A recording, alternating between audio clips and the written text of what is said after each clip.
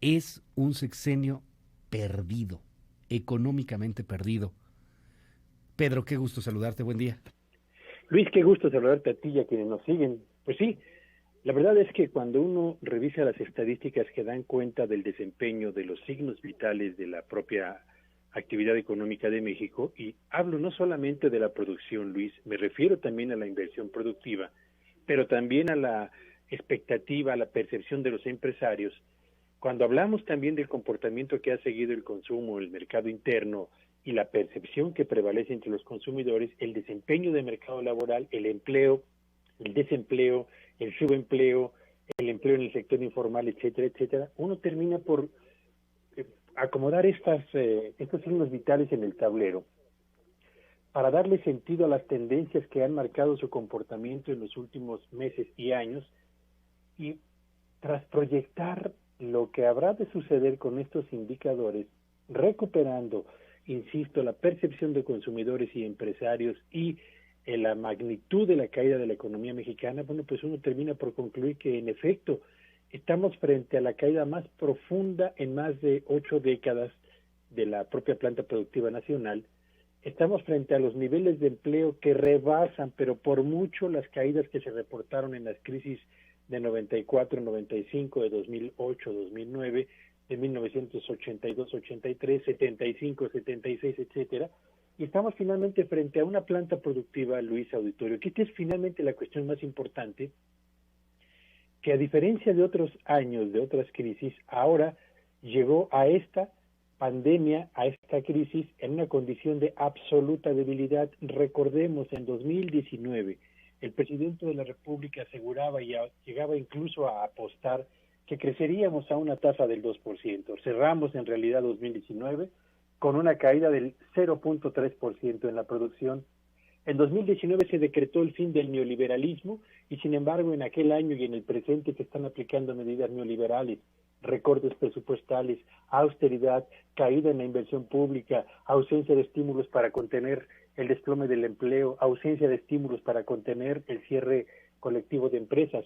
En el 2020, Luis Auditorio se aseguraba que ahora sí la economía iba a crecer 2%, y en realidad las estimaciones que ayer dio a conocer el Banco de México hablan de una caída que incluso superará el 10%. Y ahora todo el debate gira en torno a si tendremos una recuperación rápida o no. Y la verdad, Luis Auditorio, es que tras ver el número de empresas que han cerrado, la condición en la que se encuentran las ventas de la mayor parte de los negocios en nuestro país, la caída del empleo, el avance del subempleo, el crecimiento del empleo en la informalidad, la resistencia de empresarios a invertir y la cautela de los consumidores a adquirir más bienes y servicios, no solamente porque no tienen ingresos suficientes, sino porque tampoco saben qué va a ocurrir el día de mañana, pues nos hace concluir que estamos frente a una caída tan profunda que remontar esta cuesta, salir de este bache, va a tomarle a este país por lo menos 3 años más, y hay que decirlo, la recuperación de la economía mexicana va a llegar, por supuesto que va a llegar, y ya hay indicadores de que tocamos fondo y empezamos a remontar esta cuesta, pero estamos frente a una recuperación que va a ser lenta, concentrada en pocos sectores, empresas y regiones, que no va a estar exenta de tropiezos,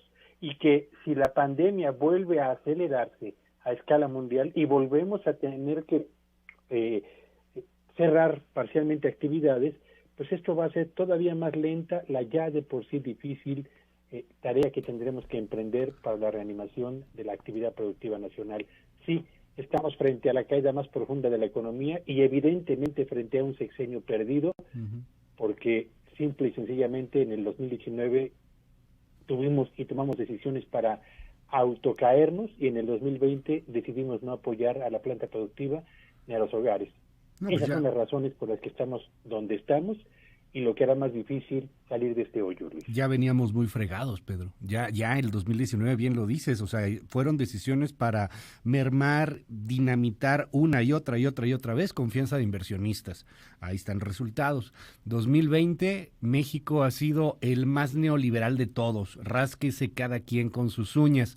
Y vamos a traducirlo en algo horripilante, porque es así el reflejo y es así la realidad. Estos son más pobres. millones de pobres, millones de personas que van a sumar las filas de la miseria mexicana, gente que no le va a alcanzar para comer, gente que puede llegar a pasar situaciones cada vez más y más y más lamentables, y si alguien ya está en una situación de pobreza, pues termina todavía peor de lo que estaba.